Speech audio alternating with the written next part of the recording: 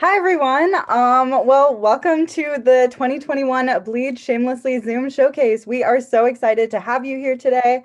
We're going to celebrate menstruation, menstrual equity, reproductive justice, and the wonderful organizing and advocacy work that so many people are doing in our communities and beyond. First, we just wanted to share a little bit about ourselves, the organizers for Bleed Shamelessly, and what Bleed Shamelessly actually is. So we'll get into that right away. Basically, Bleed Shamelessly is a Madison-based, youth-run community organization dedicated to ending period poverty in Madison, promoting the normalization of menstruation, and building coalitions with other grassroots, people-powered organizations. And we are so excited to have you here today. Just a little bit about ourselves. My name is Maggie. I use she, her, hers pronouns. I'm a senior at Memorial High School, and I'm an organizer with Bleed Shamelessly. Hi everyone. Thank you so much for coming. It's insane that there are like 60 people on this call right now. So I really appreciate it. And I know all of us are just like excited to hear from our speakers and learn and celebrate about menstruation. My name's Anika. I use the she, her pronoun set, and I'm also a senior with Maggie at JMM right now and an organizer for Bleed Shamelessly.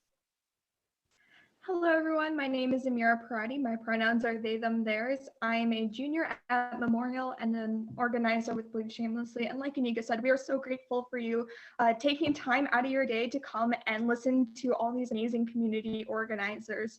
So yeah, without further ado, let's get started. Awesome. So welcome to the 2021 Bleed Shamelessly Zoom Showcase. We created this event to find a way, even throughout the pandemic, to come together as communities. And this way we can have people who don't necessarily live in Madison join us as well, which is really excellent. So we created this event to celebrate menstrual equity, reproductive justice, and periods in our community, share community work, experiences, stories, and build coalitions. So before continuing, we do want to let everyone know that this event is being recorded so that we can post it on our YouTube and social media later. So if you don't want to be recorded, you can turn your camera off or change your name, but just be mindful of that. Additionally, throughout the event today, please feel free to use the chat to ask questions, start conversations, give reactions, but make sure to be respectful of the speakers and artists that are going to be sharing their work today. So yeah. Yeah, so today we have some incredible speakers and artists lined up who are basically going to share their experiences with menstruation, menstrual equity, and reproductive justice activism, as well as their perspectives about methods of organizing and mutual aid in their work in the community. So while this event was kind of made to promote and celebrate different menstruating voices around our community, we are also fundraising to provide period products to students and families in the Madison area. So throughout the pandemic, Bleed Shamelessly has provided over 4,600 period product kits, which serve one period, and nearly 80,000 individual menstrual products. So this has been something that we're working on. We've been working on for a couple months now since the beginning of the pandemic. And right now we specifically want to focus our efforts towards students and families in Madison. So yeah, basically that's it. If you are interested in donating, we will be submitting the link tree throughout the chat throughout the event. Yeah, we will also be premiering some videos made by student videographer Aiden Singh, which will cover multiple topics like trans-inclusive menstrual equity activism, the tampon tax, and period poverty in our community. And in the chat, we will be putting the Linktree document like throughout the video to learn more. Yeah, and I just want to stress that like donations are no way required, but every penny is appreciated because it helps us support underserved menstruators in our community. So even if you're able to donate just like $5, that helps support nearly 10 menstruators in our community. So any free penny counts. And I just want to thank you so much to those who have already donated, and thank anyone who might donate during this event. So also just wanted to add that towards the event today, we have an open mic opportunity for anyone who's interested in sharing their experiences with menstruation or reproductive justice activism. So feel free to prepare something for this time. We also will encourage questions for our speakers during this time. So if you think of anything while someone is speaking, just feel free to save it for the end of showcase, and you can use that space to ask whatever's on your mind. Yes, so throughout the event, just a few reminders. If you have any questions or concerns, feel free to use them in the chat. Thank you again for joining us today, and a reminder to keep yourself muted unless you're speaking. And without further ado, we'll move on into the showcase.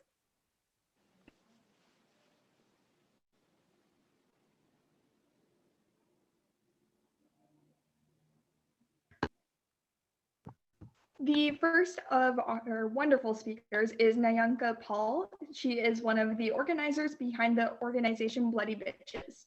Nayanka is the founder of Bloody Bitches, a community organization that provides free menstrual products and educational resources to their local community.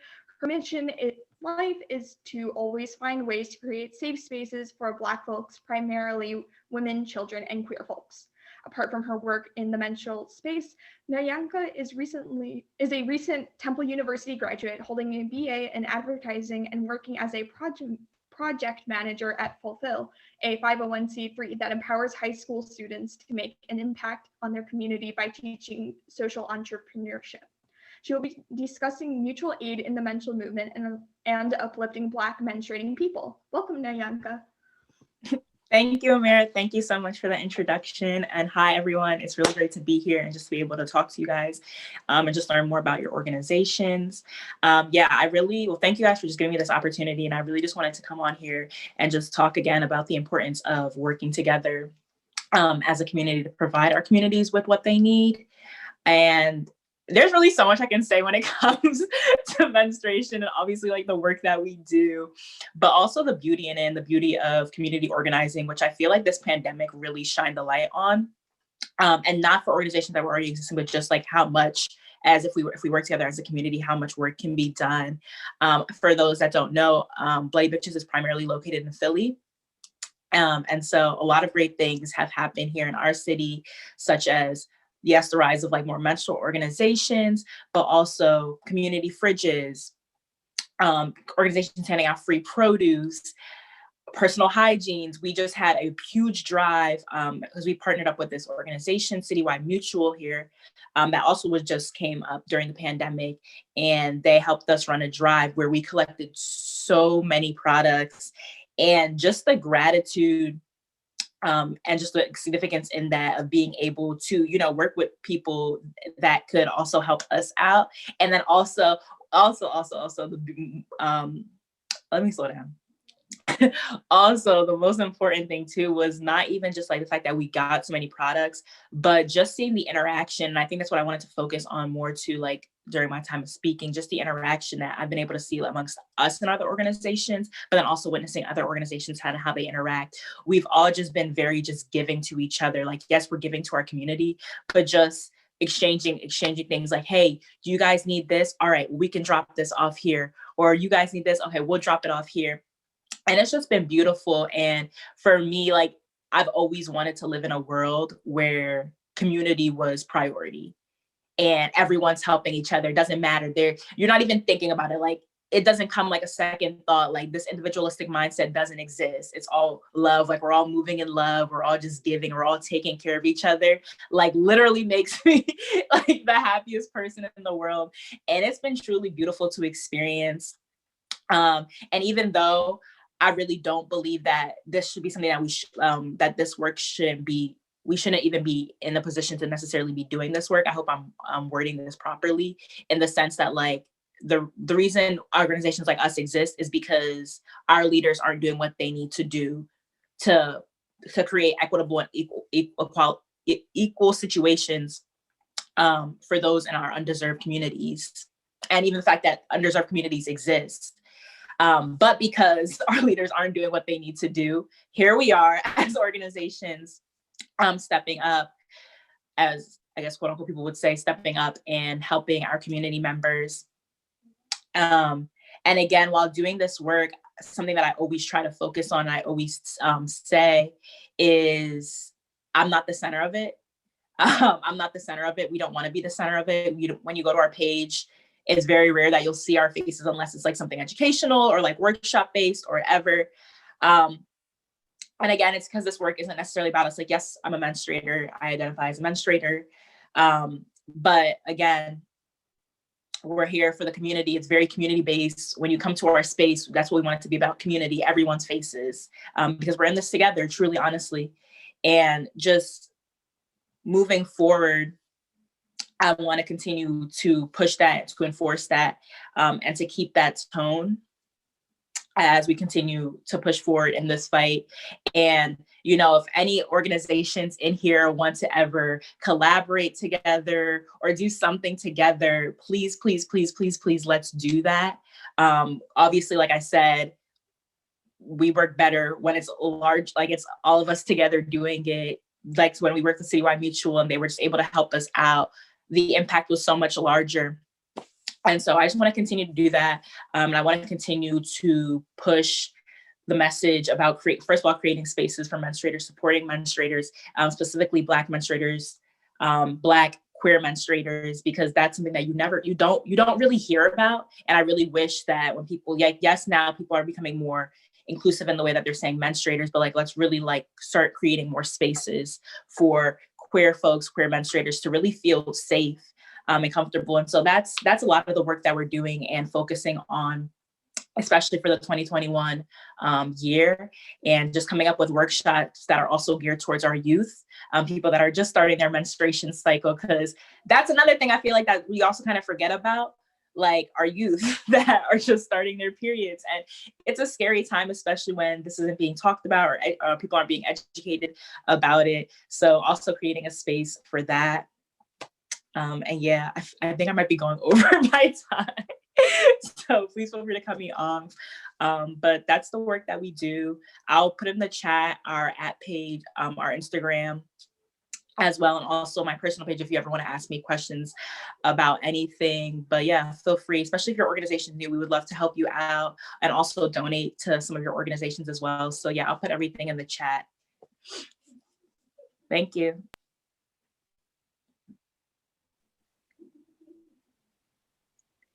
Thank you so much for sharing and speaking, Nyanko. We are all like so impressed with your work and guidance surrounding mutual aid and providing for Black menstruating people. So I just want to introduce our next menstrual speaker. Their name is Anya Patel, and she's the founder of Global Girls Initiative, a nonprofit organization that provides hygiene education and products to improve the health and self-esteem of youth through advocacy and leadership programs. As a menstrual hygiene advocate, she educates on the importance of sustainable products and the benefits they provide on both the body and the environment. Thank you so much for coming to this event, and welcome.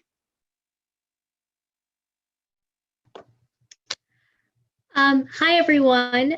First off, I just wanted to thank the whole Bleed Shamelessly team for organizing this amazing showcase and for allowing me this opportunity to speak. So again, my name is Anya Patel, and I am a sophomore from Tampa, Florida. During this pandemic, I created my own nonprofit called Global Girls Initiative, where I provide hygiene-based education and product access to improve the health and self-esteem of the youth. So for menstrual hygiene, I have donated over 55,000 menstrual hygiene products to all of the Title I middle and high schools within my county, as well as a local domestic violence shelter. And you guys can find more about my nonprofit on my Instagram page at global.gi. So today I wanted to speak to you guys about an important topic of sustainable menstruation, or a sustainable period, and about making the best choices for your body and the environment.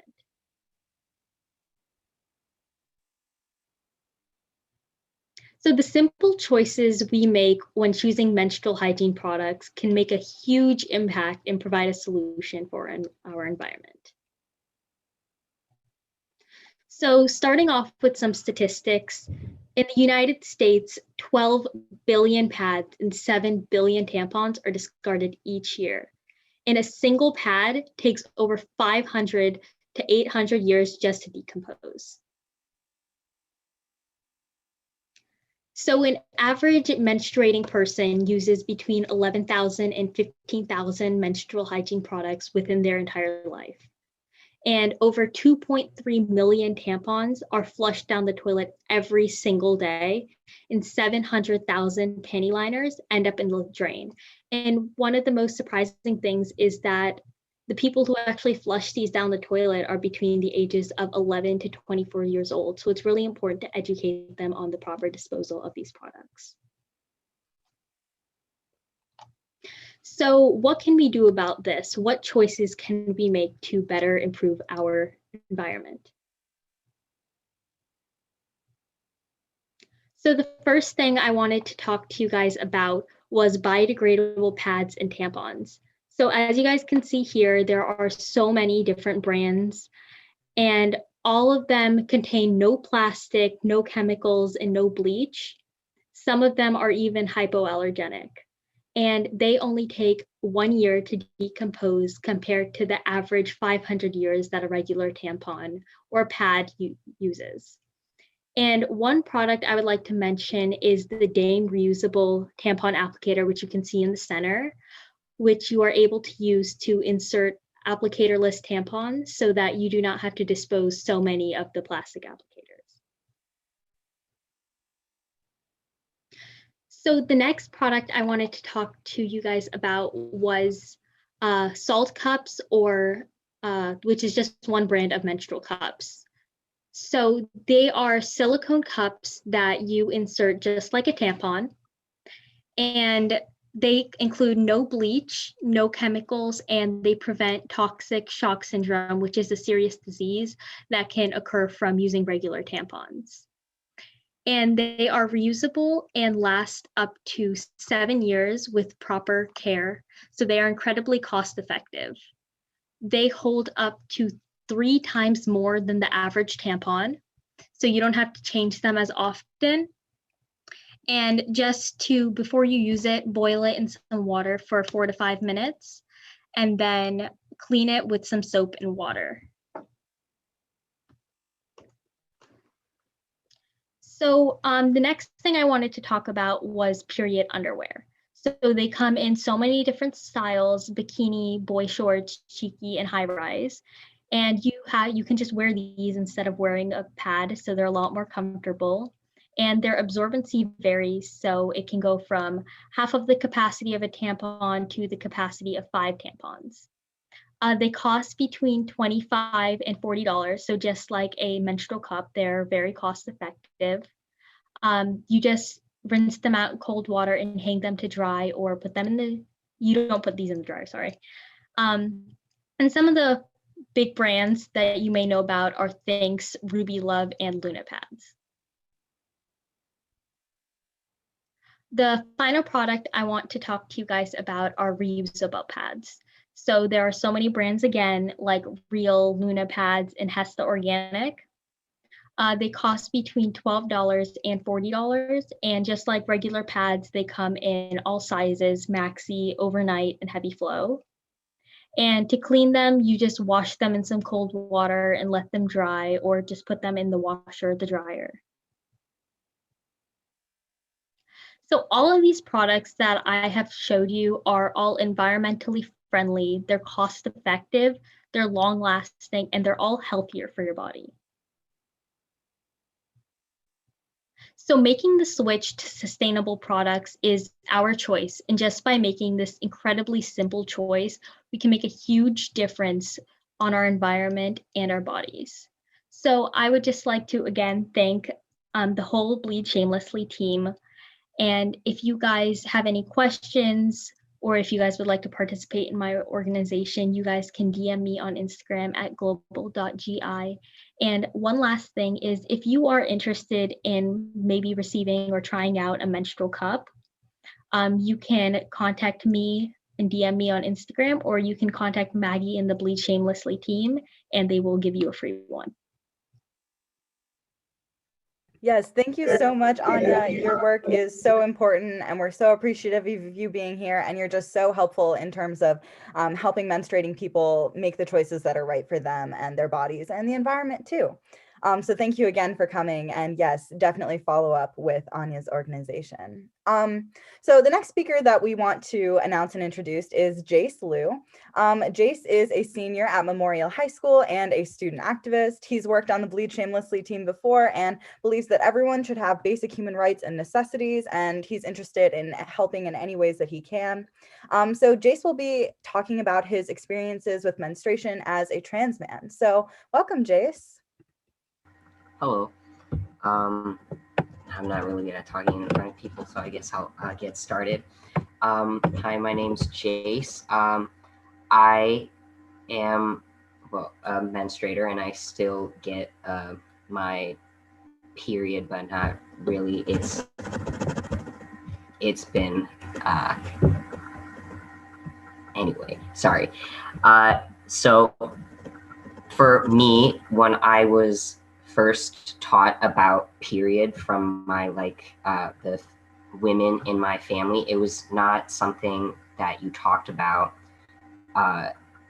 near men or like outside of your house. If you wanted to like have a conversation with it, you would like have to talk about it. I would have to talk about it with my mom or my grandmother in an enclosed space. In school, they didn't really teach much, especially with separating boys and girls, which was very, I would say, not a great choice, because everyone should learn about this. And any LGBTQ health was barely taught at my school, so I had to teach it myself. And the thing about menstruation for trans people is I've started my hormones, so I have not had menstruation, but we still get periods. So like we get the cramps, and there's hormonal changes in our body, and stuff like that still happens. So for me, in public washrooms, these places with menstrual products were generally the women's bathrooms, except in universities like our UW of Madison. And recently, because of organizations like this and young people advocating for more menstrual products in like all bathrooms in schools, that really just made me feel much better when I was at school. Luckily, there's times when there's family restrooms that made me feel safe to go to, and just going to the men's bathroom as a trans man, especially when I was menstruating, for some reason, just really set me off, and I did not like that. So there is a lot of issues that make it hard for people, menstruators, to feel safe in public places or in outside spaces at all. And that is something that I am trying to help.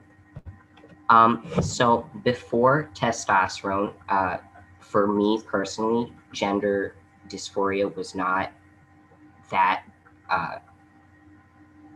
prominent, except when I was like on my period or when I was in a space not surrounded by people I felt safe with. And public restrooms I completely avoided unless it was like a family one or I was with friends, and just a lot of cravings of butter and toast. And after testosterone, I no longer have like bleeding, but again, cramps and mood swings, and like the eating habits are still like there. Everything that is like psychological is still there. And I hate to say this, but like after I stopped having my period from being on hormones, I forgot about them really existing. And that, I don't know, that did not work well with me. So right now I'm just trying to like dive back in to really do some work with everyone.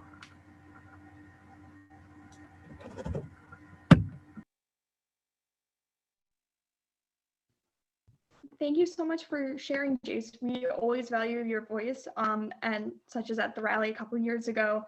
We were so appreciative of you sharing about your experience with menstruating as a trans person. Trans menstruation, non-binary menstruation, gender expansive menstruation is all normal, natural, and beautiful. So thank you for bringing this up.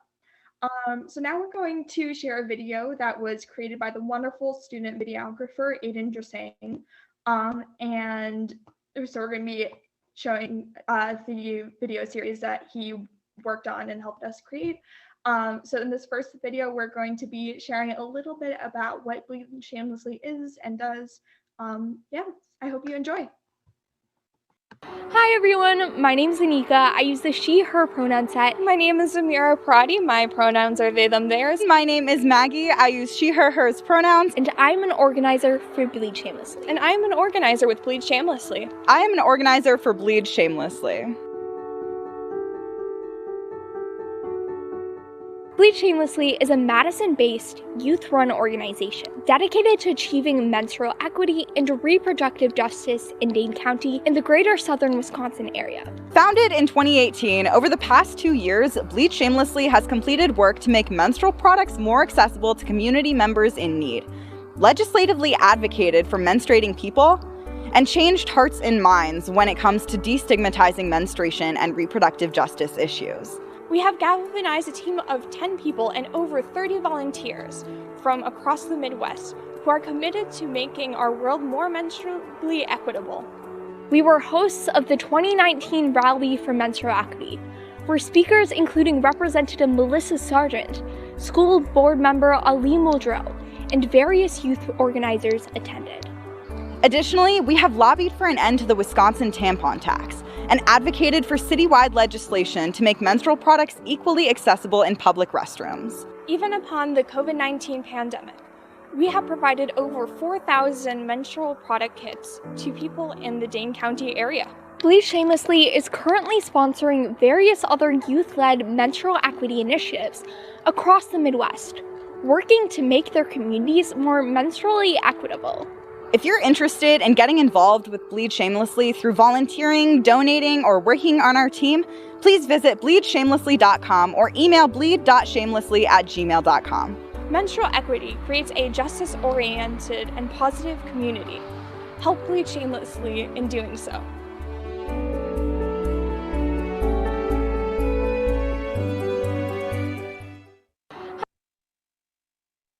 Alrighty, so that was our first video. We want to thank Aiden again for making it. He's very talented. A link to his email, if you're interested in working on photo or video projects, is in the link tree that Anika has been sending out throughout the event. So if you're interested in connecting with him, then you can go ahead. And we just wanted to say thank you again. We know a few new people have joined. Thank you so much for joining us this Saturday afternoon. As a small youth-led grassroots organization, we really rely on community support and your help for sharing our work on social media, to sharing our donation events and donating or volunteering with us. And we really couldn't do this without you. So we're very appreciative of everyone showing up today. Yeah, absolutely. Just to introduce our next speaker is Cameron Craig. Cameron is a freshman and advocates for gender equality and LGBTQIA+ rights. Cameron will be speaking about anti-menstruation policies within schools and workplaces. Welcome. Thank you. Hi, as you know, my name is Cameron Craig. Pronouns are she, her, hers, or they, them, theirs. And just a warning, I kind of talk fast, so if I talk too fast, like tell me in the chat or something. So when I was asked like, hey, do you want to speak at this event? First, I was like, me? That's awesome. And then I was just kind of thinking, what is just something that I think could change a lot of things all at once? And it's schools. You teach people young everything, and it's done, suddenly the stigma of, menstruation starts dissolving. because more people are subjected to it when they are young. And then we also just end up forwarding those policies that we have in schools in our futures. So, but one of the biggest issues I found in my school, personally and in schools everywhere, is just having a lack of products everywhere. Bleed Shamelessly obviously is doing a great job to help fix this issue, but there's still plenty of issues. Menstruation can start at any point without warning, which means students may be just caught off guard. However, due to lack of funding, laws, and overall knowledge about the subject, there's rarely any products available. As you can see, only 4 states actually are required to give free products out in schools. Some have introduced a bill. Not much has happened with that, I don't think. This is from 2018. Sorry. A few years ago, I do remember my middle school, putting dispensers up in the walls, filling them up, and then they never were filled up again. I don't know if somebody just was taking all of the items in it in the morning, but I rarely saw anything happen with that. And we had policies in our school that was like, hey, you only get 3 minutes to be able to leave your classroom. So going to the nurse meant a trip to the principal's office, which is not a good thing. If you go to the next slide, I don't think I can blame my school, or I don't know if I should blame my school. I don't know if I should blame lawmakers, but I know I should not blame anyone who's trying to take them if they are, because 20% of teens do face period poverty, and if that's the only way to get products for them, then I think they should take them. But to be able to fix any school policies, we also have to fix period poverty. So they all really go hand in hand. I'm pretty sure someone's talking else about that, so I'm not going to go on that. Other issues, period poverty is a big root of this, but also just lack of knowledge about this is if you miss 1 day or 2 days due to PMS-related symptoms of school, which a lot of people do have, you miss 5 to 10% of your school year. Also, people who miss, pardon me, I'm stressed. Also, people who miss school because they are, facing period poverty. I am nervous. Also will miss a lot of school. If we have 8.5 months in a school year and we miss, 1 day a month because of your menstrual cycle, you will end up missing 9 days of school, 8 or 9, right? Well, Wisconsin policy states that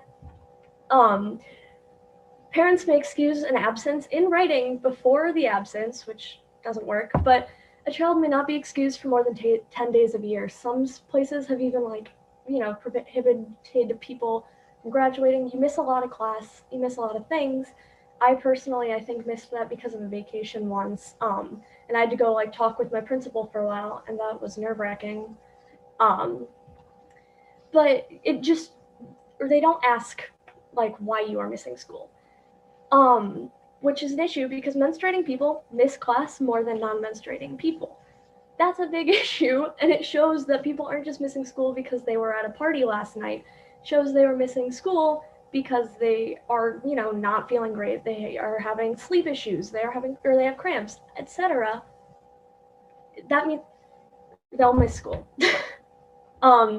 Other policies, dress codes, and uniforms in a lot of places where sometimes require you to wear light pants. That can cause staining, especially if you don't have the products you need. Period poverty is a really big issue. But other policies that have faced me, that a lot of other people I talked to for this faced, are bathroom passes. Some teachers only give out 2 passes per class. That just means whoever asks first, those 2 people, they get to leave the classroom, no one else. Sometimes they'll only give 2 passes out per semester. So you already went to the bathroom twice during that class per semester. That sucks. Or they only give out passes when it's convenient for a teacher, which, periods don't care. If your teacher is teaching, they'll start whenever. So those are some big issues, as well as short passing times. If your only time to talk to your teacher about, your failed math class is also the time you have to go across the building to go to your art class, that's a big issue because then you don't have time to go to the bathroom, which teachers think you do. And then also just some of those previous things have been taken to total extremes. I was reading a story about how an 8-year-old was forced to urinate in a classroom trash can because they were denied rights to go to the bathroom because they, used their passes for the month, which causes so many health issues like urinary tract infections, etc. And then, as Jace was talking about, trans students just aren't given same rights because you don't have menstrual pads and such in bathrooms that aren't women's bathrooms in most schools, which is another issue. So what can we do to fix this? This is a big question, obviously, and I don't have all the answers. However, some of the big ones are ending period poverty. I've mentioned it about 80 times during this presentation. Reducing stigmas so people can say, hey, I need a pass. I just started my period. I need to go to the bathroom without facing total embarrassment from their classmates. Education, starting in sex ed classes with all students and not just ones who will menstruate, will eventually teach people, hey, these are things people face. We should fix these issues. And then awareness, which you guys are all here, making people aware of these issues. However, we do need to make people aware of, hey, again, these are the things we go through. These are the policies that don't work for me. Yeah, so thank you for letting me speak a little about that.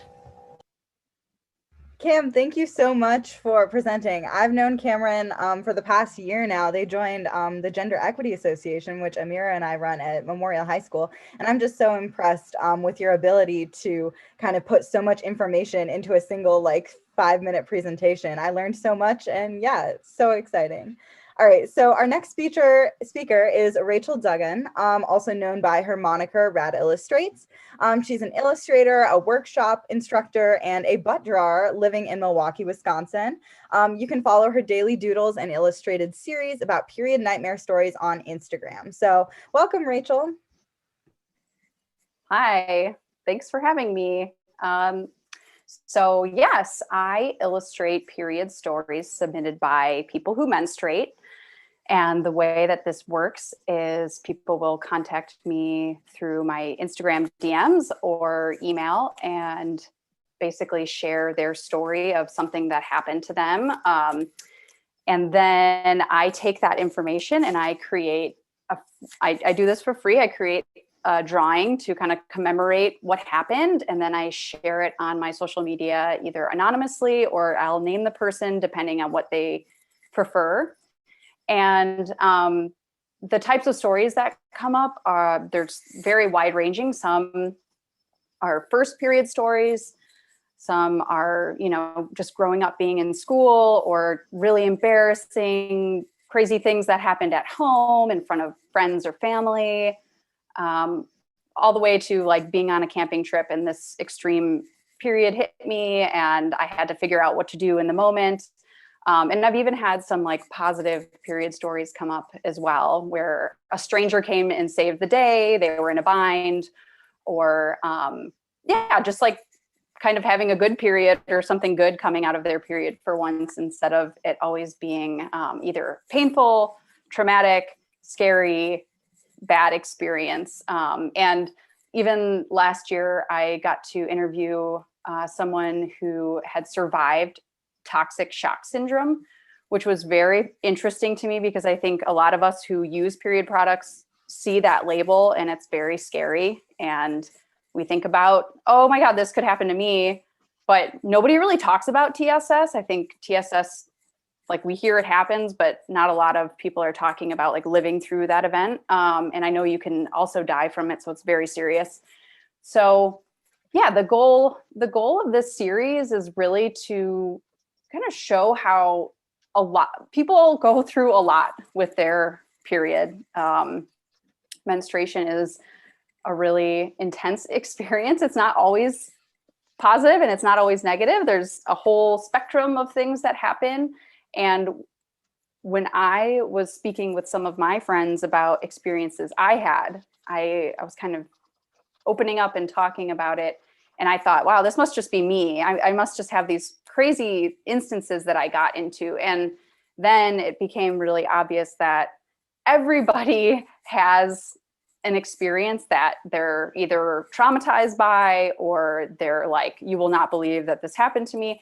And in the process of drawing and sharing and kind of like allowing people to read these stories and view the visual illustration, I had such positive feedback where people are like, this happened to me, or, oh my God, I can't imagine this, this is horrible. I'm so sorry this happened to you. And it just creates empathy and allows us all to speak more openly about periods, because like some previous speakers have mentioned, it can be very hush hush, and oh, we can't talk about it in front of certain people, and it's disgusting, or we need to be hiding in shame. And so the point of my drawings is to kind of highlight the humor and the terror that exists, and hopefully also highlight a little bit of the silver linings that do occur sometimes with your period. But all in all, I love sharing people's stories and having people feel comfortable telling them to me and allowing me to draw based on what they wrote.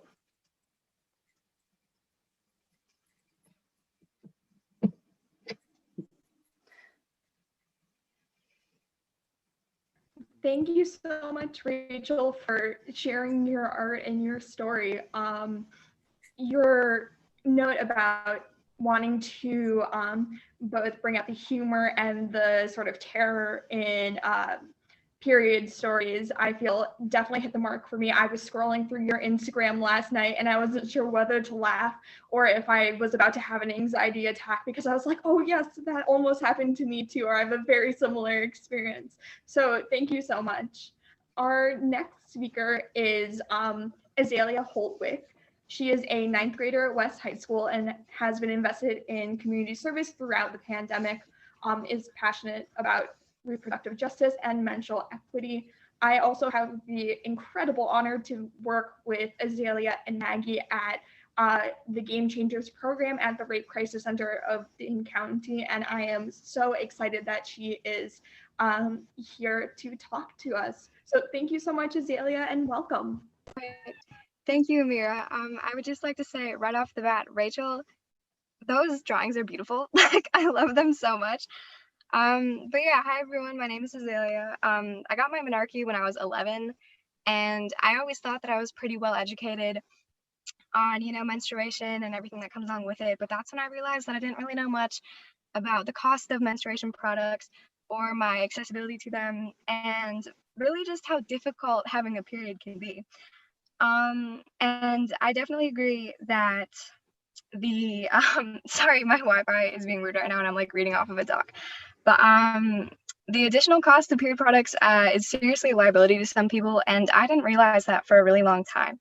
I believe that period poverty is a massively overlooked issue, and the general sense of unity that comes from having a period and being taken care of by groups like the ones that are currently here is really incredible.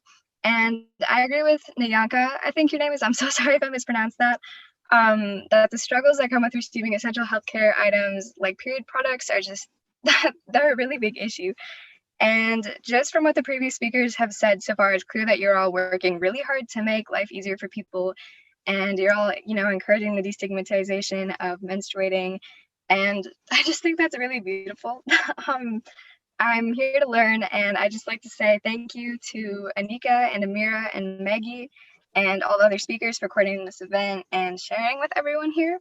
It seems like you're all doing a great job so far, and thank you for letting me speak. Thank you so much for sharing your story and your perspective in your voice.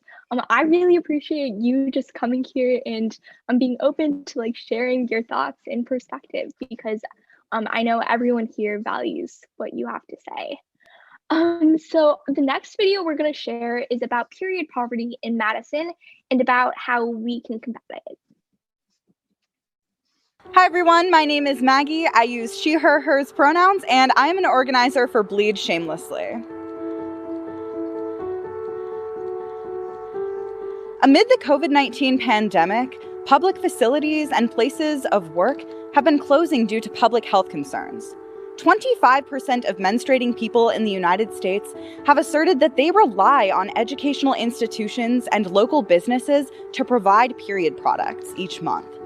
With the closing of these places, many people are left without menstrual products. At such an unsettled and uncertain time, these disparities have increased, and many community members have neglected to recognize menstrual products as basic necessities that are unsafe for people to go without. Menstrual products should be of the same concern as other health products like toothbrushes, hand sanitizer, and soap. We must ensure that everyone who needs menstrual products has access to pads and tampons. This inequitable reality leads menstruating people to have to choose between putting food on the table and managing their periods healthily. A lack of sanitary menstrual products can force menstruating people to have to use old clothes, cardboard, and even toilet paper in place of pads and tampons. A lack of access to sanitary menstrual products can lead to toxic shock syndrome, infertility, cervical cancer, and even death. As global citizens, we must make sure that everyone around us is healthy and protected. Let's take a stand and urge our community centers to protect the health of menstruating people. Visit bleedshamelessly.com and look in the description to take action.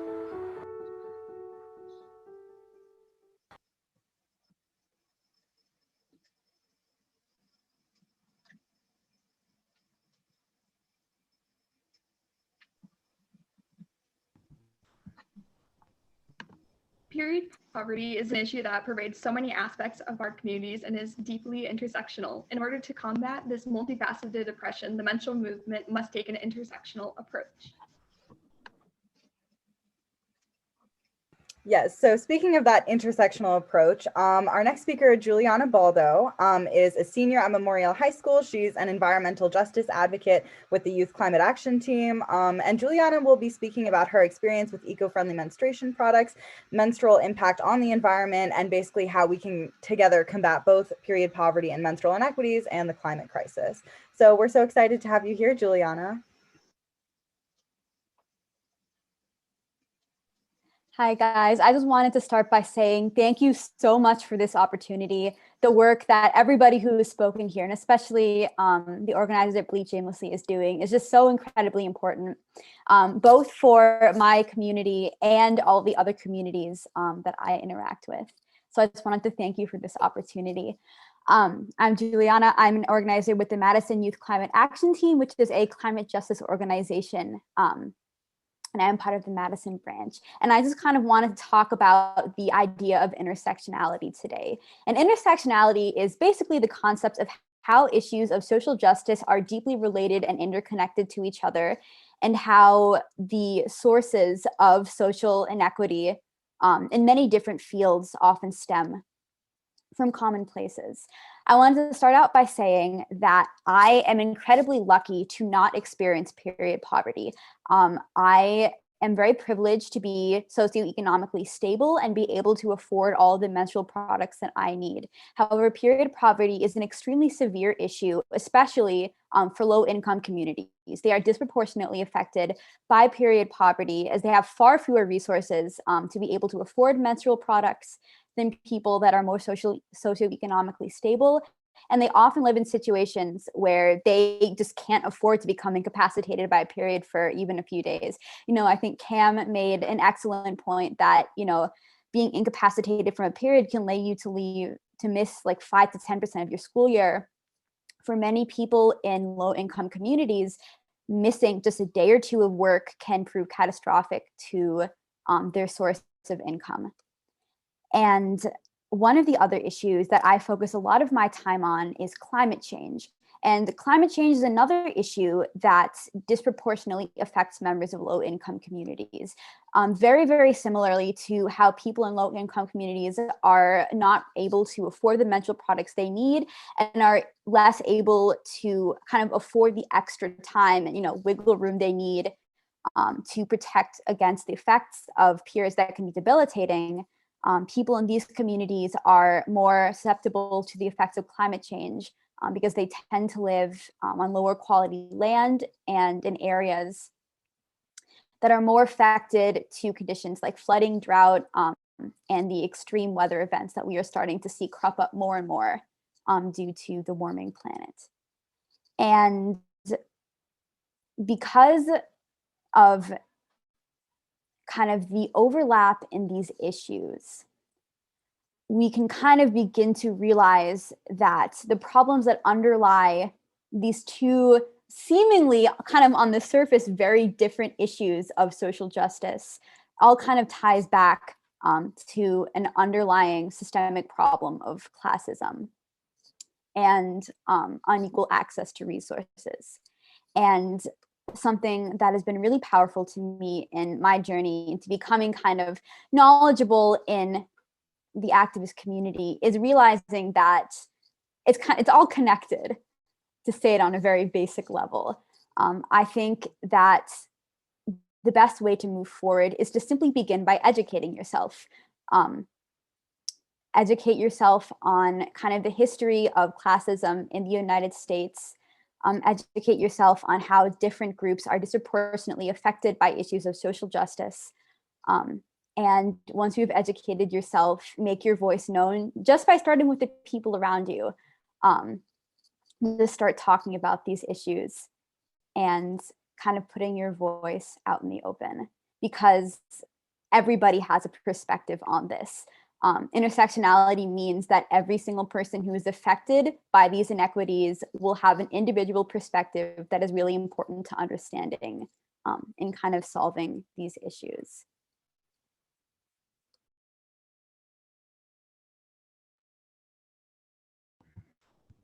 Thank you so much for sharing, Juliana. Your work surrounding environmental justice is so incredibly necessary, and we thank you for your work. And it's been absolutely incredible to get to know you these past couple of years. Our next speaker is Herceli Rios. Herceli is a high school sophomore with Venezuelan origins. She is passionate about politics and how to make our community better.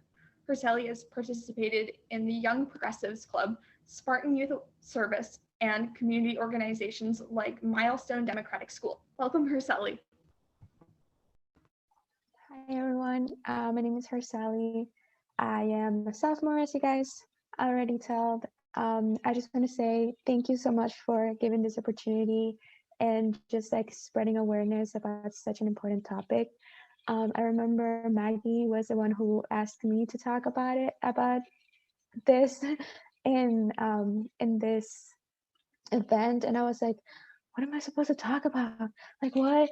Like, I have not done anything remembering, like, I don't know, menstruation.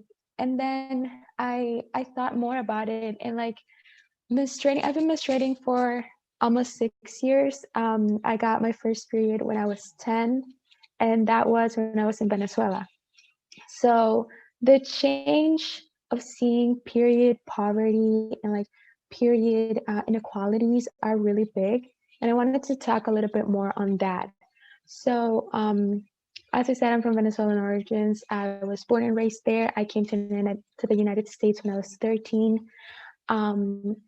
And I think it is important to talk about our experiences so that we can minimize the stigma around menstruation, because like more than half of the population in the world menstruate, and that is something that is natural and should be normalized. So we should make it personal. My first experience was super funny to me now. It wasn't at that time, but it is now. It was a day I didn't have school, thankfully, and I woke up, I went to the bathroom, I looked at my underwear, and there was brown spotting. And I was confused. I was like, what is going on? Am I having like incontinence problems at this young age? Like, what is going on? So I showered, I decided to forget about it, and then I went out. I came back at evening, I looked at my underwear, and there was again brown spotting. It was a completely new underwear. What is going on? I showered again. I was like, this is crazy. But after I showered, I put on another underwear, and I felt like I was peeing. Turns out I looked down again, and there was blood. It was actually red this time. So I was like, oh, so this is what's going on. I had to talk about it with my dad because he was the only one at home. So that was another experience for sure. And then the next day, there was only one pad left because we haven't made any shopping, and we were not expecting that was going to happen. So there was only one pad left, and we had to look for pads So to give you a perspective, life in Venezuela, like 6 years ago, it is very different from what it is now. It was, I would say, better than it is now, but it was still not as sophisticated, I guess. There was this like flea market, and we were looking for pads on there because there were no pads at like supermarkets because they did not have anything. So like period poverty in other places in the world where there also is a lot of like overall poverty and hyperinflation and a lot of other problems just make lives for menstruating people even harder. I remember we only found like one pad packet, and I was like, okay, well, nice. We have to do this every single month, I guess. Thankfully, now I am in a place here where I don't have to suffer from that, and I am very privileged because of that. But when I talk to my friends back there, it's like, well, you know, we have to find like a dupe brand or something. So it is very unsafe sometimes. And when looking at community organizations, that there's so much that they can do, but at such a small scale. So we have to also try to look at problems as a global thing, and how privileged sometimes we are by how do I say this? By fixing the problems from the root of it and try to expand so that we can help more people, because that's what we're doing. That's what we're trying to do.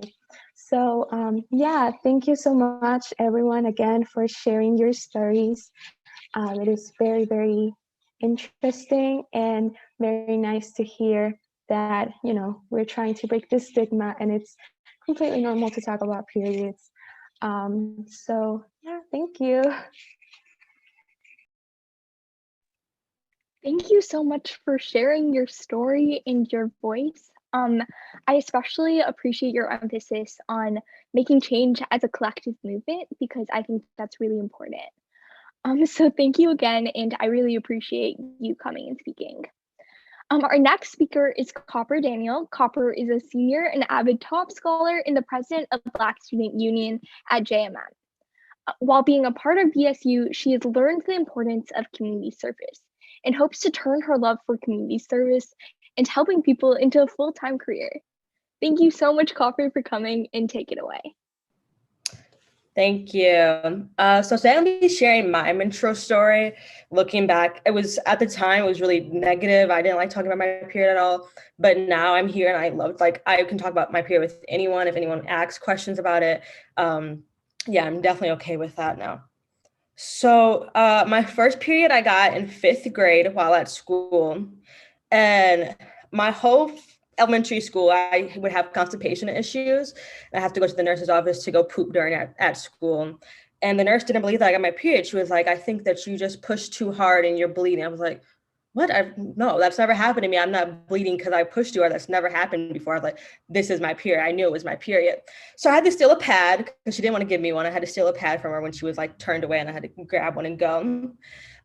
So my first couple periods were like really severe cramps, throwing up. I would have headaches and I would be missing a lot of school. And I would just like take ibuprofen as if it was like Mentos or something. The next slide, please. Thank you. So as time went on, I would get more cramps. I would miss about 2 to 3 days of school each month. And my whole life just revolved around when I would get my cycle. Like, I don't know if it's coming this week, I can't hang out with friends, or maybe I'll miss school, so I have to catch up the next week. It was just super exhausting. Like, my life revolved around this thing, my period. Next slide. So my premenstrual syndrome, PMS, got really unbearable. It was as if I got it's like my period for like 2 weeks out of the month. My school said I was missing too many days of school. My teacher would be like, where were you? Maybe you missed a whole project. And I'd be like, oh, geez. Everyone would be like, Cop, are you good? Like, where were you? And I'd be like, oh, I was just sick. Everyone would be like, she's getting sick all the time. So I could no longer take that my menstrual cycle was affecting all these aspects of my life, just like my school career, my personal life. It was just too much. I hated it.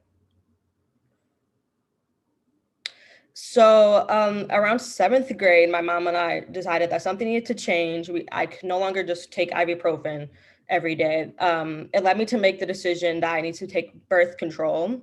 It was definitely the best decision I think I've ever made. So I've been taking I'm a senior now. I've been taking birth control since 7th grade. And it was really good at first, but it didn't really help entirely. I would still get bad PMS. I would still get some cramps and some headaches. Next, you can go to the next. I think there's another slide. So freshman year of high school, I started stacking my pills, which if you don't know what stacking is, it's when you don't take the last row of your pills, the pseudo pills, and you just go to the next month.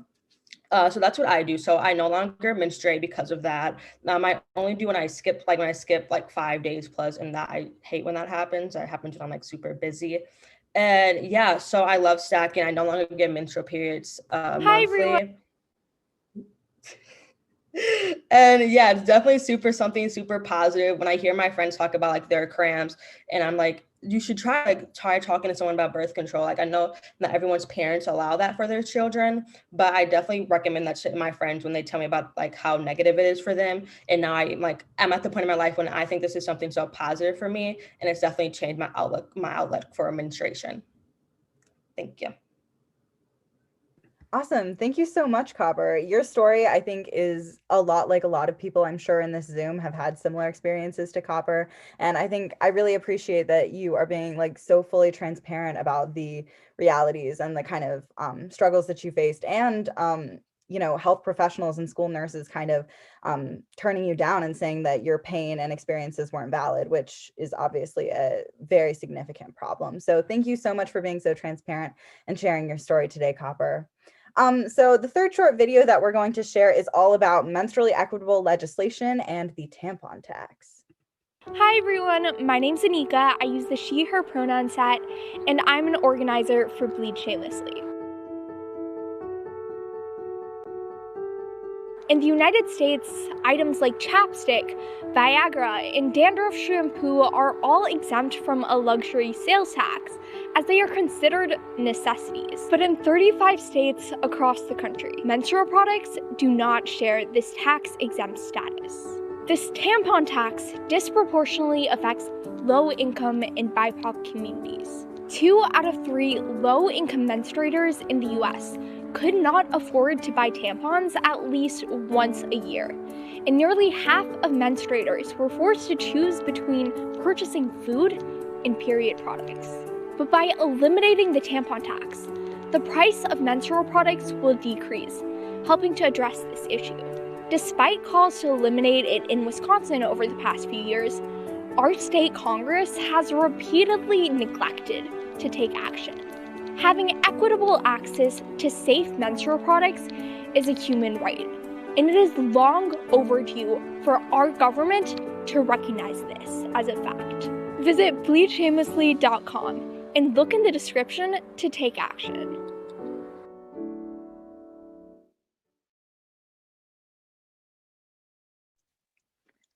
Combating legislative inequities is a large aspect of menstrual equity activism, and anyone can really do it. So from emailing or calling your representatives and highlighting that this is an issue that is important to you, to raising public awareness about these concepts, you can really make a difference and help address menstrual equity in your community. So if you're interested in taking more action, please check out the link tree I just put in the chat. If you look at it, it'll link you to a bunch of resources that can help you really take the next step. Our next speaker is Ali Muldrow. Ali is a Madison educator, advocate, writer, and doula. She is currently an MMSD school board member, chair at the Rape Crisis Center, and the co-executive director of GSAFE. She is passionate about consent, freedom, learning, and human rights. Thank you so much for taking the time to speak with us and everything that you do as a community leader in the Madison area. Welcome. Thank you all so much for having me. I am so incredibly proud to get to join you today. My name is Ali Muldrow. My pronouns are she, her, hers.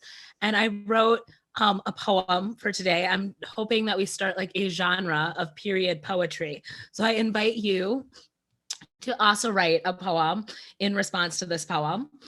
And it's called In the Name of Human Rights. This time it's our blood on the dance floor. Our blood on the seats of chairs and specks of crimson and porcelain in pools upon pools. In the name of both human carnage and human creation, there is no single story about what it means to bleed or whose blood should be considered sacrifice versus burden. For so long, the only blood worthy of discussion has been that provoked by the violence of toxic masculinity, bloodshed in honor of bombing and bullets. And the conversation about the blood we come from, the blood that makes us possible, has been shunned, deemed inappropriate for discussion, erased from history, and held against us. In consideration of what it means to bleed shamelessly, we reject the idea that our bodies are a humiliation. We reclaim dignity as we are. And we be connected to movements like Black is Beautiful, and we be connected to movements like Trans is Beautiful, and we be connected to movements that call for a greater connection to our shared humanity. Bleeding shamelessly is not a single story. It is the story of complex medical needs, of miscarriages and abortions and afterbirth, a story of weeks and days and years and months, as much as it is a story of hours and moments and sheets and jeans. The point is, each intricacy of the story is worth telling. Each detail of bodily autonomy is us at our finest. You have nothing to hide or prove in your blood, nothing to be afraid of or ashamed of. You are not cursed or rotting or doomed or disgusting. Our freedom is not a secret. The importance of this conversation cannot be overstated, and the young people leading this movement to end period poverty, a global issue, cannot be overappreciated, encouraged, or championed. So please donate, folks. In order to bleed shamelessly, we must lead publicly. We must speak intentionally and show up for a new way of treating each other. There is work to be done and change to be made. But first, this current moment in time has to be confronted and challenged and transformed. This is the work you are doing today. This is the future we are building together. In closing, I'd like to talk about my Diva Cup. More accurately, I would like to thank my Diva Cup. Thanks to this menstrual product who has shown up for me repeatedly. Thank you, Diva Cup, for your sustainability and your flexibility. And the simple fact that you have turned the song Holy Grail into a theme song of mine on a monthly basis. Yes, my cup has runneth over, but it has never failed me. The Diva Cup and a series of other reusable period products changed my life, creating reliability where there was once an endless search, and bringing anti-capitalism to the blood of me as I separate myself from the notion of disposability. And for that, I am forever grateful. Huge shout out to all the young people who bleed shamelessly, and who made it today possible. I am so grateful to have gotten to join you all, and thank you so much to all the other speakers. I'm also the Vice President of the Madison School Board, and I would love to speak to you all when we get a chance to ask questions about ways that schools can do a better job, have sounder policy, and really partner with you all in this fight for equality. Thank you so much for sharing. Your words are just so powerful and impactful.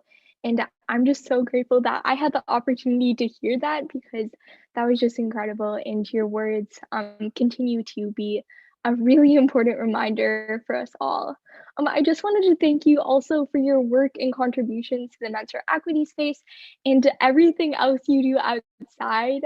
Thank you so much for continuing to be a leader in the community and a radical thinker. As a young person, I appreciate everything you do for us.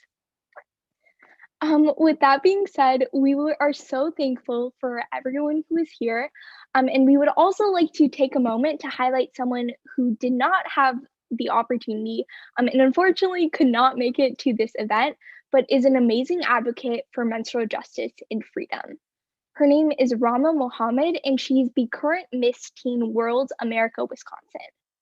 Because of her passion for serving the underserved, Rama is the founder of Sisters International Support Squad, which is a nonprofit organization whose goal is to help develop underprivileged areas internationally through sustainable initiatives while empowering women.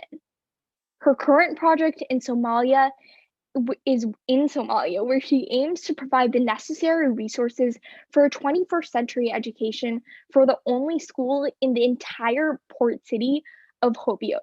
That's a pretty incredible mission. A major aspect of this project is promoting menstrual equity through the building of a women's empowerment room on campus, where menstrual products, menstrual hygiene education, and guided support will be provided for schoolgirls. In addition to advocacy, Rama has won over 30 awards and honors, including the Senatorial Award for Outstanding Academic Excellence, the Outstanding Young Person Award, and the New Leaders Award for her activism on several topics. She is also a board member for the esteemed anti-hate nonprofit, United Against Hate, with former Wisconsin senators, U.S. attorneys, and UW regions. In addition, Rama also serves as the Director of International Affairs for Operation Period, a nonprofit dedicated to addressing menstrual inequity by providing advocacy, education, and services to those in need. While Rama couldn't be here today, we definitely wanted to give her a shout out and send along some of her incredible work for you all to follow up on, as she has been an incredible support for Bleed Shamelessly for the past couple years. You can check out the Linktree document sent in the chat earlier to learn more about Rama's work and how you can support her. Thank you again so much for coming and sharing and listening at this event.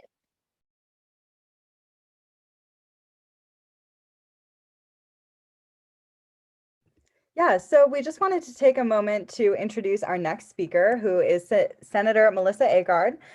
She's a Wisconsin state senator who has spent her political career working towards achieving menstrual equity, reproductive justice, and she has worked to repeal the Wisconsin tampon tax and provide free menstrual products in state buildings. And we have had the pleasure of speaking with her and working with her before, and we are very excited to hear her speak. So take it away, Senator.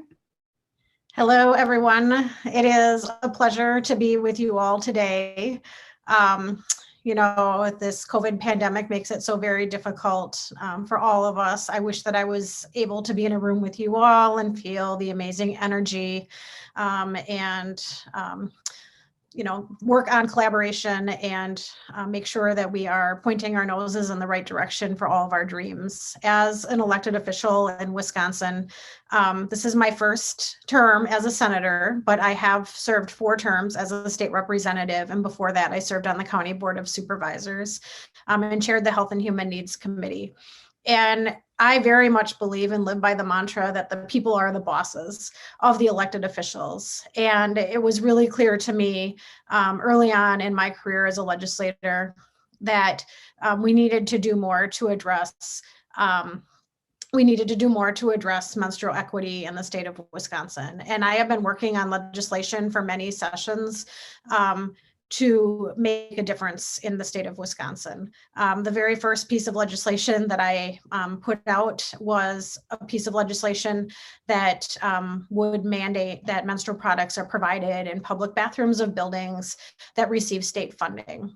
And I had been working on that legislation for quite some time and wasn't exactly sure when it was going to be put out, but my Republican colleagues in the Capitol building put out a piece of legislation that was inserting themselves into where it is that people go to the bathroom. And it was an anti-trans bathroom policy. And it was very maddening. It was sad and very frustrating. And I knew that there is a place for government to address what happens in bathrooms. I was working on that bill, a piece of legislation that would mandate menstrual products be provided in bathrooms.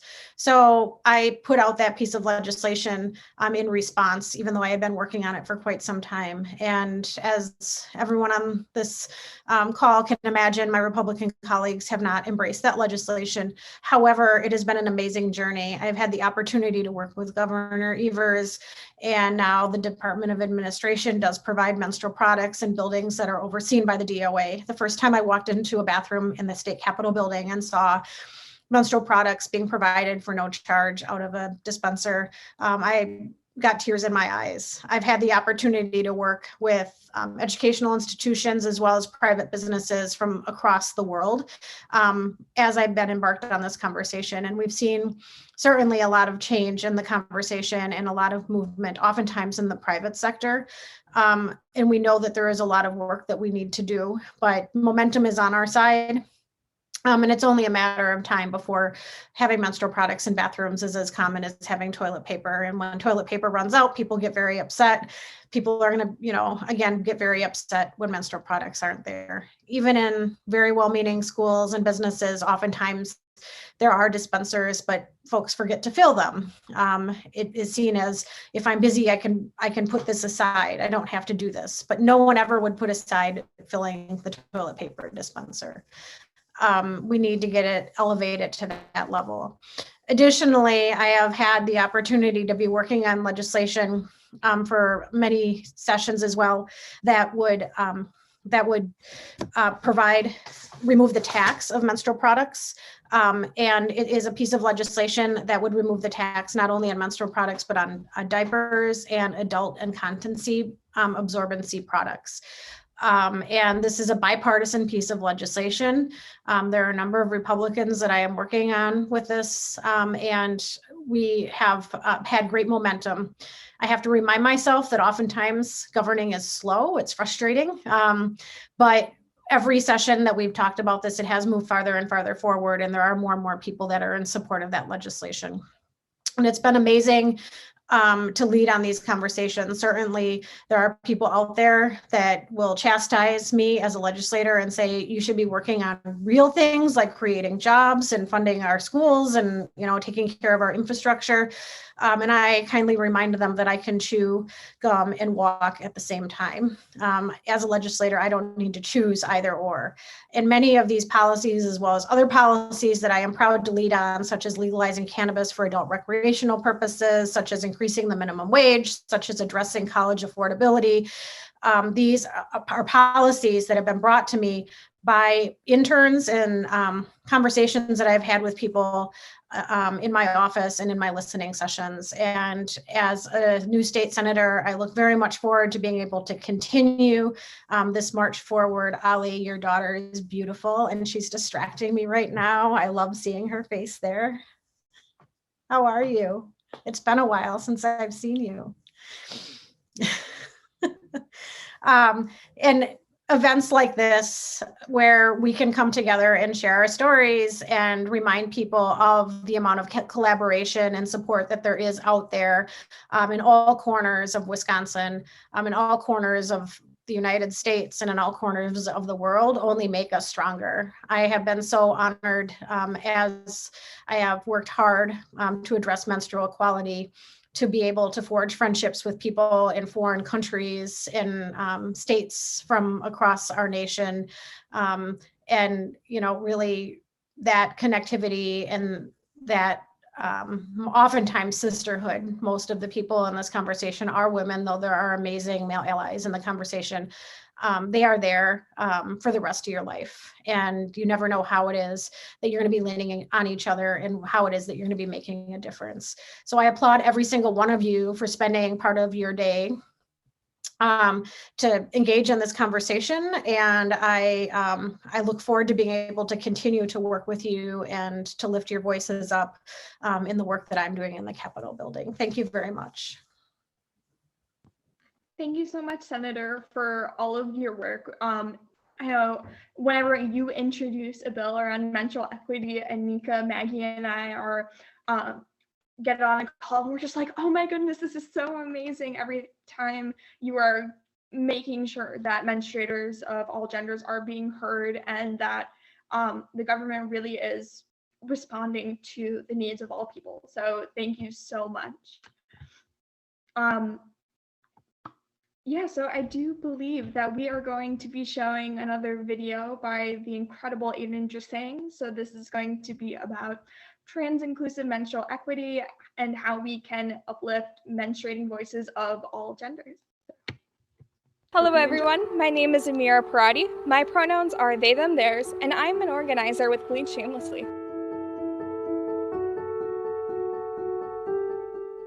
Menstruation is often referred to as a woman's bodily function, but not all menstruators are women. People of all genders can and do have periods.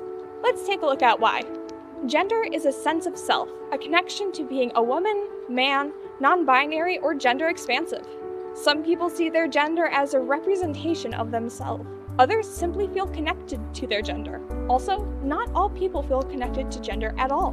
Biological sex, on the other hand, is a category of bodies. According to Interact, there are over 30 biological sexes, although only 2 are well known: a person's chromosomes, internal and external genitalia, and other sex characteristics determine their biological sex. A person of any biological sex can be of any gender. Many people of these biological sexes menstruate. These individuals can be women, men, non-binary, and gender expansive. To be inclusive of all people who have periods, using terms like menstruators and people who have periods ensures that all transgender menstruators are not misgendered. The misgendering of trans menstruators has a profound impact on these individuals. A study by Sarah Frank of the University of Wisconsin-Madison compiled 16 articles containing interviews of trans menstruators. She found that in all of the articles, individuals associated menstruation with femininity. 7/8 of these articles found that many trans menstruators experience gender dysphoria, a feeling of incongruence with one's gender, during menstruation. Interviewees in 11 of these articles experience emotional pain and trauma around menstruation, and interviewees in 10 felt shame and stigma around menstruation. Oftentimes, trans menstruators are overlooked. Very few buildings have menstrual products in the men's and gender-neutral restrooms, and many menstrual equity initiatives are unwelcoming to trans menstruators. How does your school or place of employment ensure that trans menstruators have access to period products? If there are only tampons and pads in the women's restroom, advocate for change. Are there trans-inclusive menstrual equity initiatives in your community? Look into ways to support their work. Want to learn more? Listen to trans, non-binary, and gender-expansive menstruators' experiences and calls to action. Visit bleedshamelessly.com to learn more about taking action.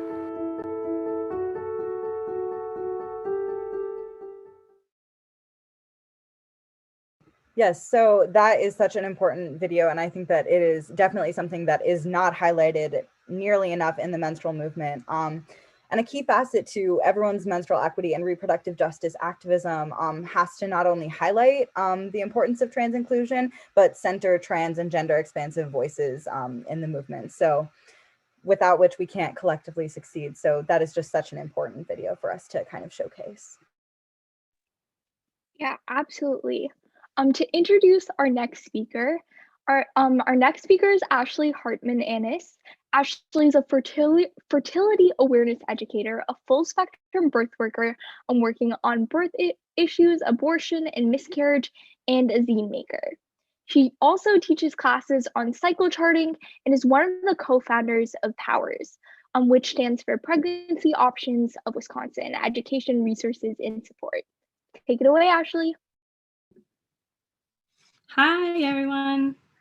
So what I'm going to chat about today is the menstrual cycle, like all of us.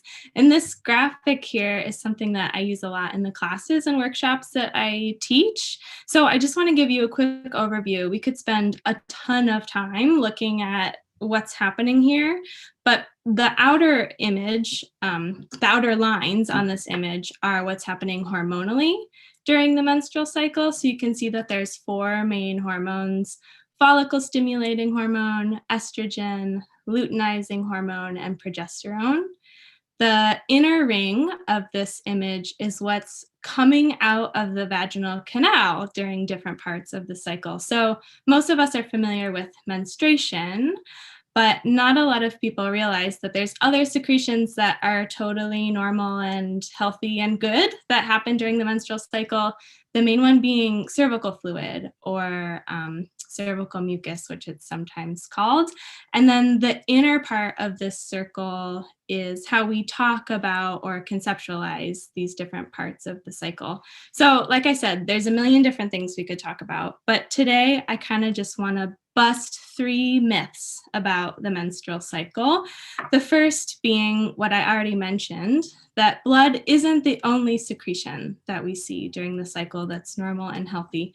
We also see cervical fluid. And so if you look at the inner ring of this image, there's some squiggly lines sort of down at the bottom. That's representing cervical fluid. And it's secreted when estrogen levels during the cycle start to increase. And this is a totally normal, healthy, fine thing to happen. As long as there's not pain or itching, as long as it doesn't smell kind of funny, this is a totally normal secretion. So for a lot of people, this can look kind of sticky or tacky. Sometimes it looks kind of creamy or lotiony or milky. Sometimes it even looks really stretchy and clear and watery and slippery. Those are all variations of normal. And sometimes people will see that fluid into the second half of their cycle as well. So if that's something that you've seen or talked about with your friends before, or seen on your underwear at the end of the day and thought, oh my gosh, something's wrong with my body, let me just let you know that there's nothing wrong with your body, that that's actually just a normal part of the menstrual cycle. So that's myth number 1. Myth number 2 that I want to bust is that not every menstrual cycle is 28 days long. We kind of have this idea that ovulation happens on day 14 and that the cycle is 28 days long, when in reality, there's lots of different variations of cycle lengths. Anywhere from 23 to 35 days can be a totally normal cycle length. And different bodies cycle in different ways. So if you don't have a 28-day cycle, that's okay. You're still within the realm of normal. And the third myth that I want to bust is that your menstrual cycle is actually a superpower. So many of us feel sometimes throughout the menstrual cycle ebbs and flows of energy or creativity, or we just feel different at different points in the cycle, and that's okay.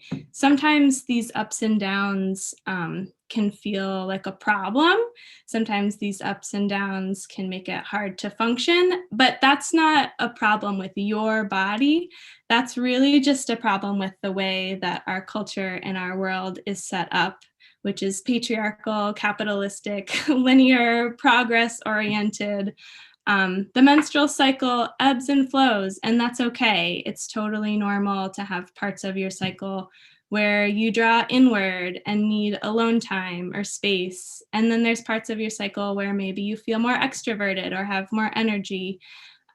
So just knowing that you can sort of lean into those changes in the cycle and the ebbs and flows, that's okay, that's normal too. So essentially, my big message here is that there's just lots of variations to the cycle, lots of different ways that menstruators experience their cycle, lots of different ways that the cycle plays out. There's a bunch of different hormones, and different people react differently to how those hormones feel in their body. So just know that you and your body and your cycle, there's so many different variations of normal, and that's okay. Thanks so much for having me. And if folks want to chat more about the hormones of the cycle, feel free to reach out, because I love talking about this topic. Awesome. Well, thank you so much, Ashley. Your work is so inspiring. I have the honor of possessing one of your zines all about reproductive hormones. And when I'm looking for inspiration surrounding reproductive justice and menstrual equity, I often look to it. And yeah, just thank you so much for all of your amazing work. Yes, so our next speaker is Claudia Salgado. Claudia is an immigrant woman of color seeking to end racism and discrimination. She's an advocate for environmental and racial justice, and she will be attending UW-Madison in the fall, pursuing a major in legal studies. And unfortunately, Claudia couldn't be physically with us today, or virtually with us today. So she was so kind enough to film a video of herself the other day and show it today. So she'll be addressing racial and ethnic disparities in gynecology, which is such an important issue to talk about. So Claudia will take it away from the past. Hello there. I want to start off by saying thank you to every single person on this call.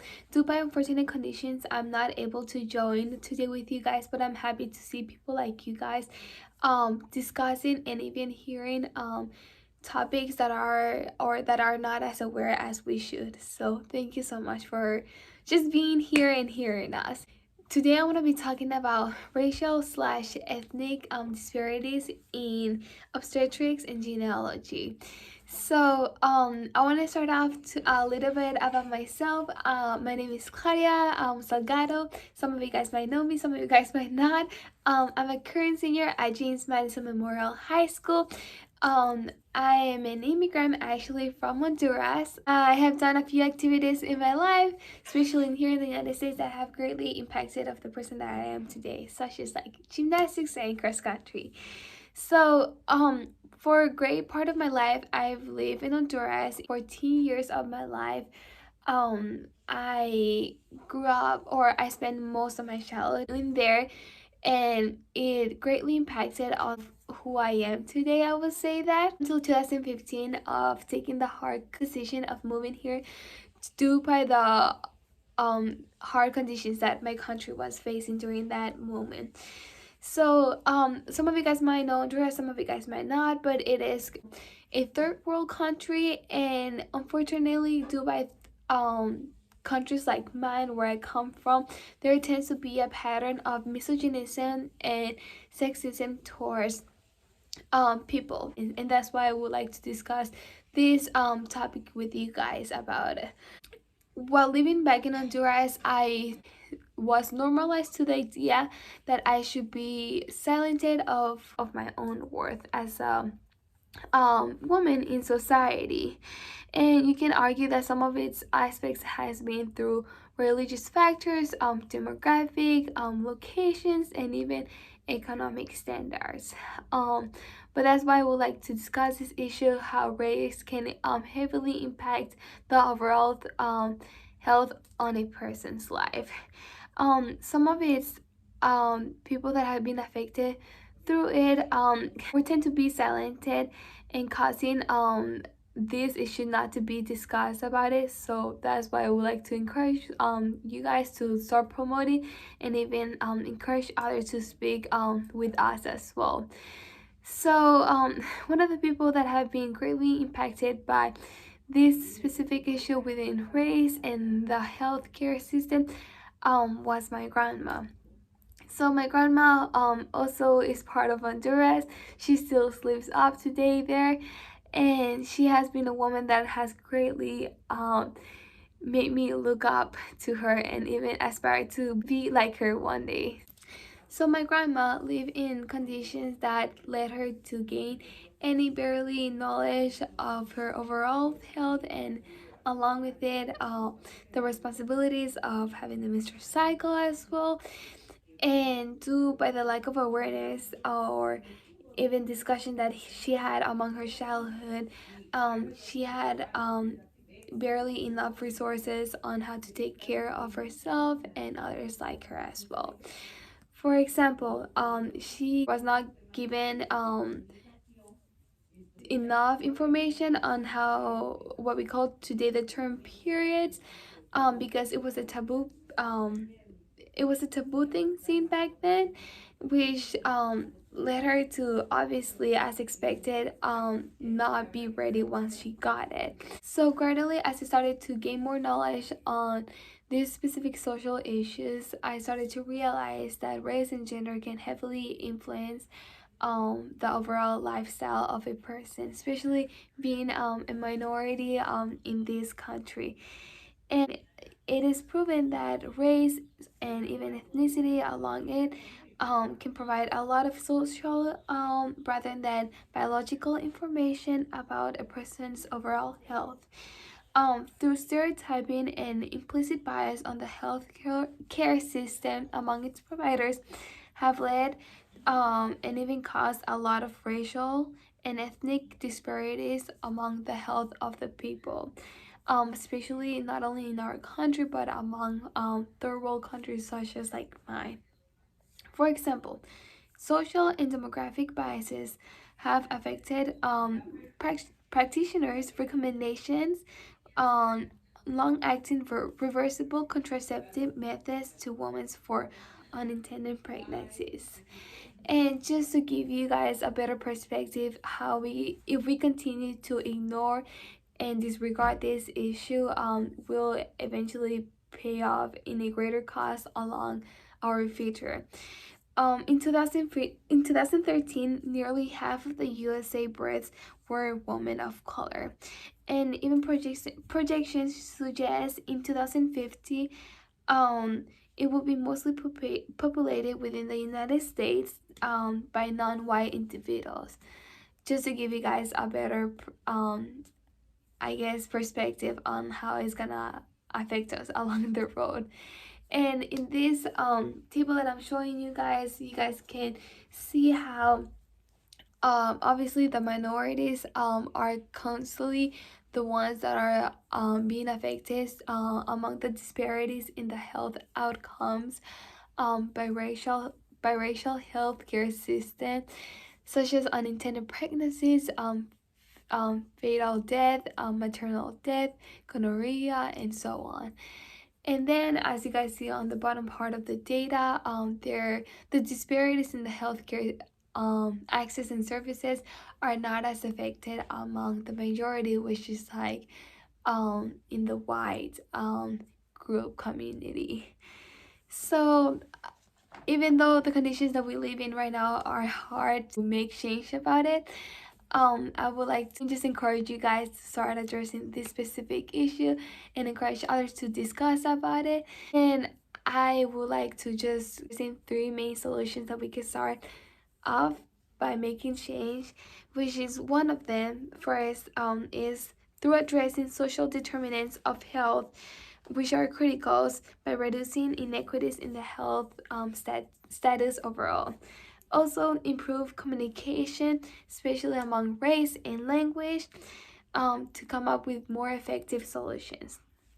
And lastly but not least, one of the most significant ones I would say will be promoting more diversity among the healthcare system through advocating for a system of more culturally and linguistically appropriate care for all. So thank you once again for being here, sticking with me, and yeah, just for everything, guys.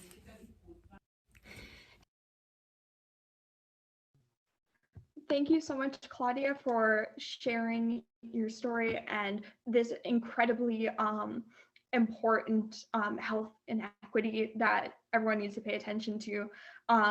Really sad that she wasn't able to make it because we want to thank her in person, but yeah, she's absolutely incredible.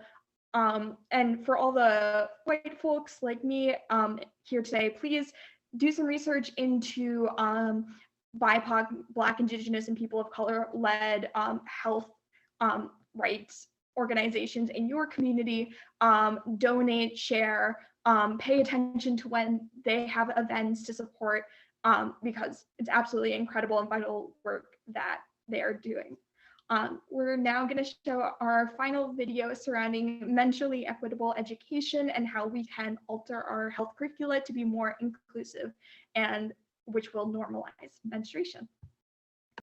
Hi everyone, my name is Anika. I use the she, her pronoun set. My name is Amira Parati. My pronouns are they, them, theirs. My name is Maggie. I use she, her, hers pronouns. And I'm an organizer for Bleed Shamelessly. And I'm an organizer with Bleed Shamelessly. I am an organizer for Bleed Shamelessly. A 2018 study by Plan International UK found that 1 out of 7 menstruators in the UK did not know what was happening to them when they first got their period. 1 in 4 felt unprepared when this occurred. Across the globe, there are huge gaps in necessary education about menstruation, which leads young people unable to safely care for a normal bodily function.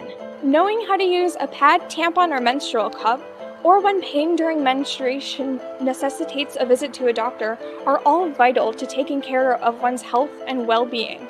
Leaving a tampon or menstrual cup in for too long can lead to health issues, including toxic shock syndrome, which can be deadly. Unbearable pain during menstruation can be a symptom of endometriosis, when the uterine lining builds up outside of the uterus. If individuals are unaware of these health concerns, they will be unable to maintain their menstrual health. Comprehensive education about menstruation can and should be an integral component in health education classes. Students of all genders and biological sexes should understand the menstrual cycle and caring for oneself during menstruation. Developmentally appropriate menstrual education should be initiated from the first health classes in 4th and 5th grade and continued all throughout secondary education.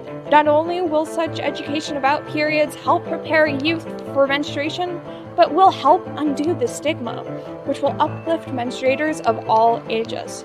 Many students who menstruate feel embarrassed about this normal bodily function and are often ridiculed if their menstrual products show in class. How do schools in your community teach about menstruation? If the curriculum is lackluster, reach out to school boards and teachers. Many successful curricula are in place across the globe. Suggesting modeling health classes after these models may make a change for the better. Federal, state, and local education standards should also include menstrual education requirements. Voting for candidates that show support for such measures can help ensure all students receive accurate and in-depth education on menstruation. Every individual should have the means to take care of themselves during their period, safely and without stigma. Visit bleedshamelessly.com and look in the description to take action.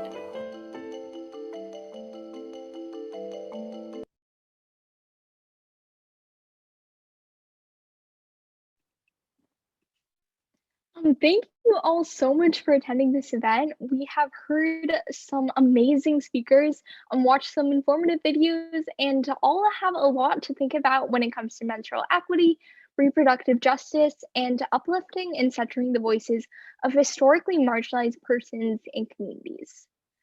Now we want to open the floor for any audience members who might want to speak about their experiences with menstruation, reproductive justice advocacy, or really just ask any of the speakers or ask questions.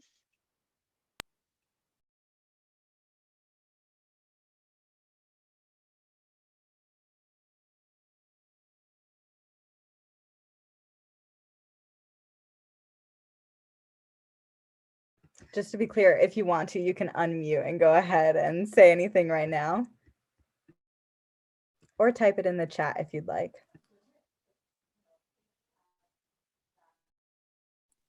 Yeah, I just wanted to say thank you so much to everybody who organized this event. This is like, I think, such an important issue that I don't really have the opportunity to talk about or think about kind of in my day-to-day life or academic atmosphere. So it's so refreshing to be able to hear perspectives on something that affects so many people.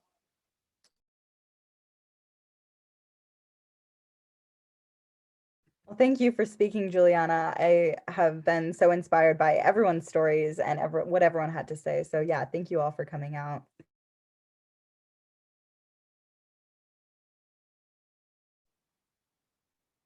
I guess I do have a question about, so you guys talked a lot about menstrual equity in the educational setting.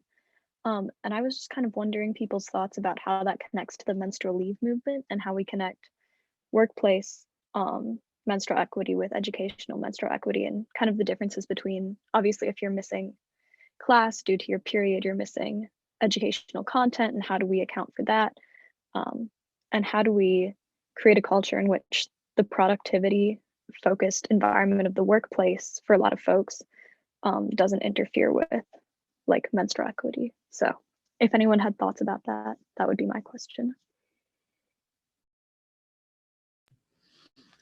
Hey, Lauren, I love that question and I love getting to see you. I really miss having you in Foundations of Leadership.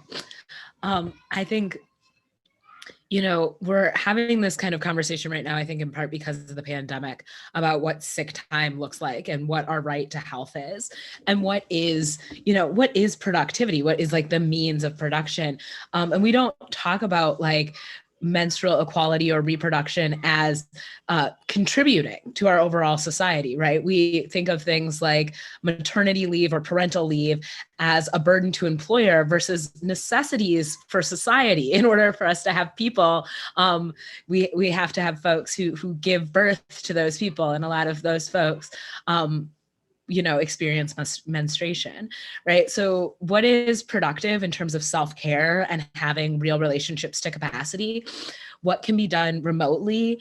And how do we honor our bodies in ways that allow for us to interact with each other in positive ways, in which we're not having self-sacrificing, painful, forced interactions, in which we're enduring an incredible level of discomfort or suffering in order to kind of have this facade of productivity, right?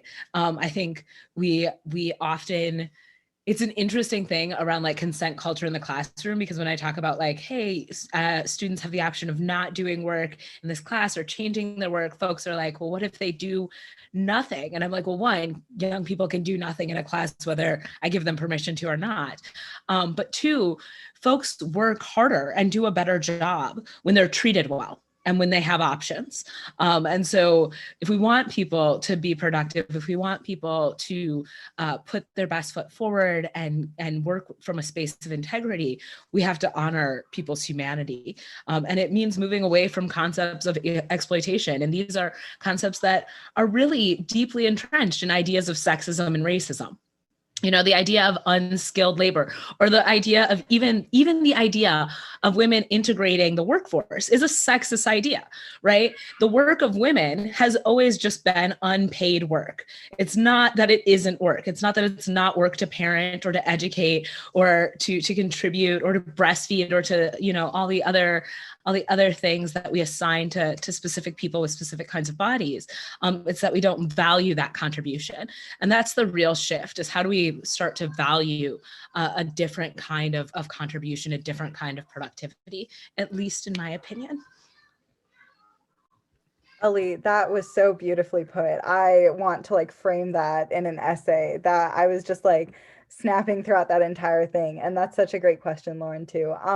Do any other speakers want to speak to that, or anyone else, even if you didn't speak at today's event?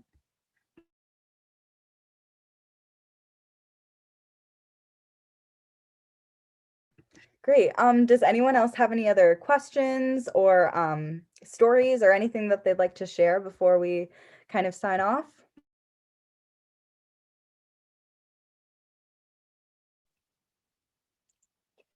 I just wanted to say thank you to the whole Bleed Shamelessly team, to Ali and Senator Agard for being here, and for sharing, to all the speakers for sharing your stories, because you know, I'm walking away with so much to think about and to learn and unlearn and move forward. My question for the team is, what are your next steps? I mean, this was a huge event, and I know how much work it took to organize this and get it set up. So what's on the horizon for Bleed Shamelessly? Yeah, well, thank you so much for coming, firstly, and your support in the chat throughout this entire event has been so incredible. So we hope to continue providing menstrual products for all high schools and hopefully middle schools as well, for as long as the pandemic is going on. And we really don't have a timetable for that, though. And we're also working with LMSD to ensure that menstrual products are available and are restocked continuously, so students don't have to rely on community organizations, and that if, God forbid, there is another pandemic again, that schools have the ability to give those products out to students from day one. So then students can, in their homes, still attend learning in what is already an incredibly difficult environment. We are also working with the Madison City Council to try to get menstrual products in all public bathrooms. And because we deeply believe that everyone should have access to menstrual products wherever they go, or if it's in a private building, they can be like, oh, that's a public building right across the street, I will be right back. And that money and accessibility shouldn't impede a person's ability to take care of their health. So yeah, those are what's on the horizon for us. Yeah, absolutely. Amira just put it so well. We're always continuously also just working on educating our community, doing community outreach, collaborating with other initiatives, be it anti-racist initiatives, reproductive justice organizations, all the like, especially youth-led ones. So yeah, does anyone else have any questions or thoughts that they'd kind of like to share with everyone? I'd just like to say real quick, thank you guys so much. Thank you for speaking. And Anika, Maggie, and Amira, I love you guys. Like, I know Maggie and Amira like pretty well. Anika, I hope I get to know you better at some point in the future. But yeah, thank you for coordinating this, guys. Yeah, of course. Thank you all so much for being here. Are there any other final thoughts? Otherwise, me, Amira, and Anika can say kind of some closing words.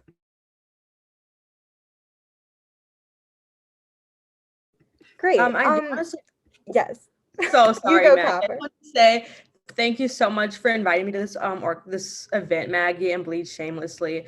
I remember when Maggie would come to my classes and like with the jar and be like, donate for period poverty. And I didn't even know what that was. I thought this girl was crazy talking about period. I was like, what is this? Everyone can afford pads. But I did not know until Maggie told me that this is a serious issue. And I'm so grateful that you taught me about that, Maggie. And thank you for all the Bleed Shamelessly organizers for doing this. Oh, thank you so much, Copper. That's so kind. That makes my heart grow. I appreciate that so much. And all of the work that you're doing and everyone else here is doing, just showing up and being here. Showing up is such a huge aspect of, advocacy and kind of uplifting communities. So yeah, so we just kind of wanted to say a few closing words. Thank you all again for coming to the showcase today. We're so appreciative of you spending your Saturday afternoon here, listening, sharing, and celebrating the voices of menstruation and menstrual equity.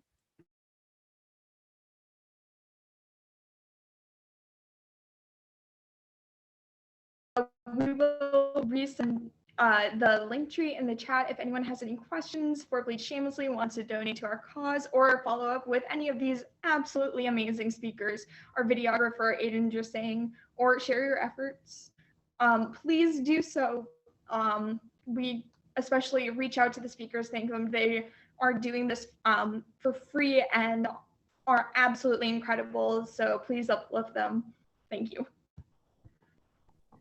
We appreciate all of you again for joining us this afternoon, and we hope you guys have a really great rest of your Saturday and a great rest of your week. And we also just hope that you guys took something away from this conversation, all the beautiful voices we've heard today, and also hope that you share this information with your friends, family, and community, just to kind of keep the conversation going and help celebrate menstruation and destigmatize it as well. Excellent. Thank you guys so much for coming. Have a great rest of your week, and we hope to see you at Bleed Shamelessly events in the future. Bye, everyone. Thank you.